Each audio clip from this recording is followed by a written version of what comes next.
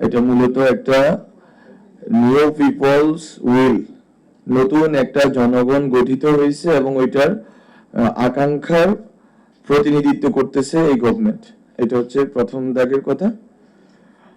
আর এই যে নতুন জনগণ আমাদের সামনে এসে উপস্থিত হলেন, বা আমি যদি বলি পলিটিক্যাল কমিউনিটি আকারে, তারা আসলে যে উইলের এক্সারসাইজ করবেন, এটা আসলে ঠিক করে দিবে যে সামনে বাংলাদেশ কিভাবে নির্মাণ হবে, কিভাবে এটা গঠিত হবে।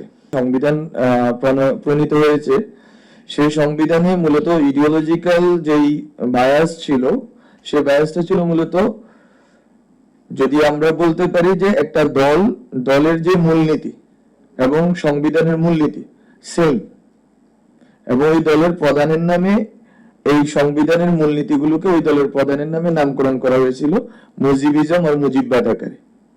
তাহলে ওখানে যদি ধরি, ওইটা কিনতে হবে। যেমন আরেকটা কথা বলি, যে এখানে অনেকেই বলতেছেন যে পলিটিক্যাল পার্টিস গুলোকে এনগেজ করতে হবে, কিন্তু পলিটিক্যাল পার্টি, অন্যান্য পলিটিক্যাল পার্টিস নাম না বলি তাদের যেই আদর্শিক পরিগঠন আছে, সেটাও কিন্তু এই আন্দোলনের ক্ষেত্রে, উইলের ক্ষেত্রে কোনোভাবেই প্রতিফলিত হয়নি। ফলত ওই দলগুলোরও নিজেদের আদর্শিক রাজনৈতিক অবস্থানকে পুনর্গঠনের দরকার আছে পিপলস উইলের জায়গা থেকে।